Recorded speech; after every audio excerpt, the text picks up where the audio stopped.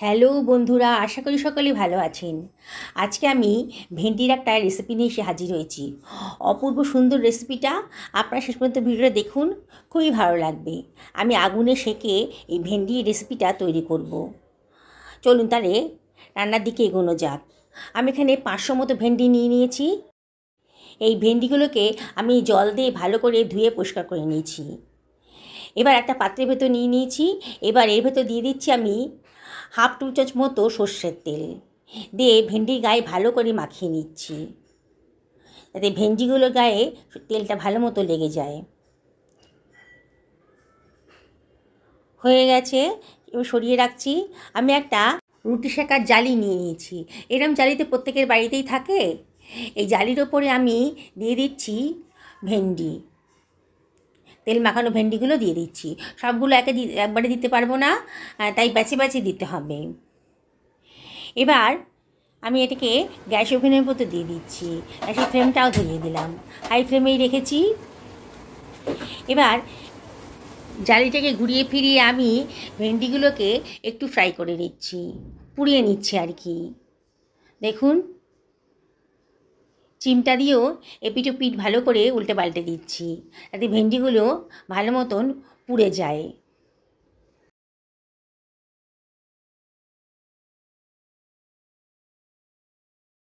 হয়ে গেছে, এবার এটাকে আমি সরিয়ে রাখছি একটা পাত্রের ভেতর। বাকি ভেন্ডিগুলো একইভাবে আমি সেঁকে নেব বা পুড়িয়ে নেব।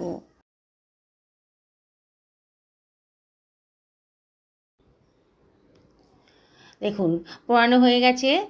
এখন খুব বেশি গরম নেই, হাত দিয়ে ধরতে পারবো এরকম গরমই আছে। এবার ভেন্ডির গায়ে যে কালো কালো পোড়া কার্বনগুলো আছে ওগুলো আমি সরিয়ে দিচ্ছি।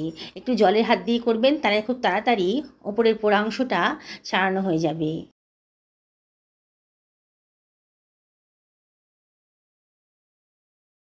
এবার ভেন্ডিগুলোর মাথার অংশ আর বোটার অংশটা আমি কেটে বাদ দিয়ে দিচ্ছি, আর ভেন্ডিগুলোকে টুকরো টুকরো করে নিচ্ছি। অসাধারণ টেস্টি একটা রেসিপি তৈরি হতে চলেছে, আর একেবারে নতুন ধরনের রেসিপি। আগে হয়তো এরম ধরনের রেসিপি আপনারা খাননি। যদি খেয়ে থাকেন তাহলে আমাকে কমেন্ট করে জানাবেন যে আপনারা কীরকম করে বানিয়েছিলেন। আর রিকোয়েস্ট করব আমার মতন করে একদিন বানিয়ে খেতে। দেখুন, এইভাবে সমস্ত ভেন্ডিগুলোকে আমি মাথার অংশ ও নিচের অংশটা কেটে বাদ দিয়ে টুকরো টুকরো করে কেটে নিলাম। সমস্ত ভেন্ডিগুলো কাটা হয়ে গেছে। এবার এটাকে সরিয়ে রাখছি। আমি এখানে পেঁয়াজ নিয়ে নিয়েছি। বন্ধুরা, এই ঘরোয়া পদ্ধতিতে একেবারে সাধারণ উপকরণ দিয়ে অসাধারণ টেস্টি একটা রেসিপি আজকে তৈরি হতে চলেছে। পেঁয়াজটা কাটা হয়ে গেছে, আমি সরিয়ে রাখলাম। আমি একটা মাঝারি সাইজের টমেটো নিয়ে নিয়েছি। কাঁচা লঙ্কাটাকে আমি কুচি কুচি করে কেটে নিচ্ছি। এবার সরিয়ে রাখলাম। গ্যাস ওভেনে একটা কড়াই বসিয়ে দিয়েছি, আর কড়াই ভেতরে দিয়ে দিলাম 2 টেবিল চামচ মতো সর্ষের তেল। আজকে সর্ষের তেলেই রান্নাটা করব। সামান্য 1 চিমটা লবণ দিয়ে দিলাম, তাহলে সর্ষের তেলে কাঁচা গন্ধটা আর থাকবে না। এবার দিয়ে দিলাম 4খানা শুকনো লঙ্কা। শুকনো লঙ্কাটাকে আমি এটাকে ফ্রাই করে নিচ্ছি। গরম তেলে শুকনো লঙ্কা ভাজলে পারে খুব সুন্দর একটা ফ্লেভার আসে। এইবার শুকনো লঙ্কাটা ভাজা হয়ে গেছে, আমি সরিয়ে রাখছি একটা পাত্রের ভেতর। ওই তেলের ভেতর দিয়ে দিলাম কতগুলো রসুনের কোয়া। এটাকেও আমি নাড়াচাড়া করে একটু ফ্রাই করে নিচ্ছি। তারপরে দিয়ে দিলাম কুচনো পেঁয়াজটা দিয়ে আবারও নাড়াচাড়া করে একটু ফ্রাই করে নেব। এই যে মধ্যে দিয়ে দিলাম 1 চিমটা হলুদের গুঁড়ো, জাস্ট কালারের জন্যে। দিয়ে অনবরত কিন্তু নাড়তে হবে, আর গ্যাসের ফ্লেমটা আমি হাইতেই রেখেছি। দেখুন, পেঁয়াজের কালারটা কিন্তু আস্তে আস্তে চেঞ্জ হয়ে যাচ্ছে।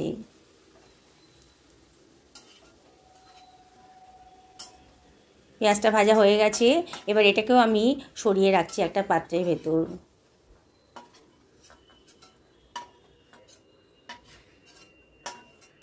সমস্ত পেঁয়াজটা সরিয়ে রাখলাম। এবারে আমি এর ভেতর দিয়ে দেব হাফ টেবিল চামচ মতো কালো জিরে। তেলের মধ্যে কালো জিরে দিলে পরে দারুণ সুন্দর একটা গন্ধ বেরোয়। এবার কুচনো টমেটোটাও দিয়ে দিলাম, আর দিয়ে দিচ্ছি হাফ টেবিল চামচ মতো লবণ আর হাফ টেবিল চামচ মতো হলুদের গুঁড়ো। দিয়ে সব কিছু ভালো করে মিশিয়ে নিচ্ছি। গ্যাসের ফ্লেমটা হাইতে রেখেছি আর অনবরত কিন্তু নাড়তে হবে।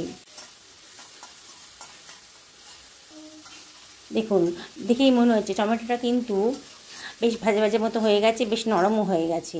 এবার আমি দিয়ে দিচ্ছি পোড়ানো ভেন্ডির টুকরোগুলো, দিয়ে সব কিছু ভালো করে মিশিয়ে নিচ্ছি। বন্ধুরা, রেসিপিটা যদি ভালো লাগে তাহলে লাইক, শেয়ার, কমেন্ট করতে কিন্তু ভুলবেন না। আর নতুন বন্ধুদেরকে রিকোয়েস্ট করব আমার চ্যানেলটা সাবস্ক্রাইব করার জন্যে। পাশে থাকা বেল আইকনটা অবশ্যই ক্লিক করে দেবেন, তাহলে আমার রান্নার নোটিফিকেশানটা আপনারা চটজলদি পেয়ে যাবেন। এবার এর ভেতরে দিয়ে দিচ্ছি কাঁচা লঙ্কা। মিনিট দেড়েক নাড়াচাড়া করার পর কাঁচা লঙ্কাটা দিয়ে দিলাম। অনবরত কিন্তু নাড়তে হবে। এবার আমি ঢাকা দিয়ে রান্না করে নেবো আরও 3 থেকে 4 মিনিট। দেখুন, প্রায় 4 মিনিট বাদে ভেন্ডিগুলো কিন্তু একেবারেই নরম হয়ে গেছে, বোঝাই যাচ্ছে। আর টমেটোটাও কিন্তু গলে গেছে। আবারও একটু নাড়াচাড়া করে নিচ্ছি। আমার কিন্তু রেডি হয়ে গেছে। এবার একটা পাত্রের ভেতর নিয়ে নিচ্ছি। এখন একটু গরম আছে, একটু ঠান্ডা করে নেব। এবার শুকনো লঙ্কাগুলোকে আমি ভেঙে নিচ্ছি। পুরনো বন্ধুদেরকে অনেক ধন্যবাদ, তাদের সাপোর্টের জন্য এত দূর আসতে পেরেছি। তাও রিকোয়েস্ট করব আপনাদের, রেসিপিটা ভালো লাগলে পরে লাইক, শেয়ার, কমেন্ট করতে কিন্তু ভুলবেন না। আপনাদের সুন্দর সুন্দর কমেন্ট পেলে পরে আমার ভিডিও করার উৎসাহটা কিন্তু অনেক গুণ বেড়ে যায়। এবারে পেঁয়াজ ভাজা, শুকনো লঙ্কা ভাজা আর ভেন্ডি ভাজাটা ভালো করে মেখে নিচ্ছি। অসাধারণ টেস্টি একটা রেসিপি আজকে তৈরি হয়ে গেল। দেখলেন তো, একেবারে ঘরোয়া উপাদান দিয়েই হয়ে গেল। আর এই টেস্ট কিন্তু একেবারে অসাধারণ। যেদিনকে আপনারা খাবেন সেদিনকেই বুঝতে পারবেন যে এটা কতটা টেস্টি হয়েছে। আমি ভেন্ডিগুলোকে একটু ভালো করে চটকে চটকে মেখে নিচ্ছি। দেখুন বন্ধুরা, কত অল্প খরচের ভেতর অসাধারণ টেস্টি রেসিপি রেডি। রেসিপিটা আরও টেস্টি হয়ে যাবে যদি এর ভেতর দিয়ে দেন একটা লেবুর অর্ধেক অংশের রস। আমি চিপে দিয়ে দিলাম। সত্যি বলছি বন্ধুরা, এটা দিলে কিন্তু টেস্টটা বহুগুণ বেড়ে যাবে। আবারও সব কিছু ভালো করে মাখিয়ে নিচ্ছি। আপনারা ইচ্ছে করলে এর ভেতরে একটু সরষের তেল দিতে পারেন, তবে আমি আর আজকে তেল দিলাম না। মাখানো হয়ে গেছে, দেখুন কত সুন্দর দেখতে লাগছে, আর খেতে কিন্তু সত্যি দুর্দান্ত। গরম ভাতও এসে গেছে, এবার কিন্তু খাওয়ার পালা।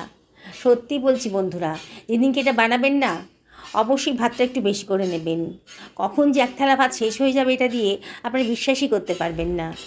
অসাধারণ টেস্টি রেসিপি তৈরি হয়ে গেল। সকলে ভালো থাকুন এই কামনা করে ভিডিওটা এখানে শেষ করলাম।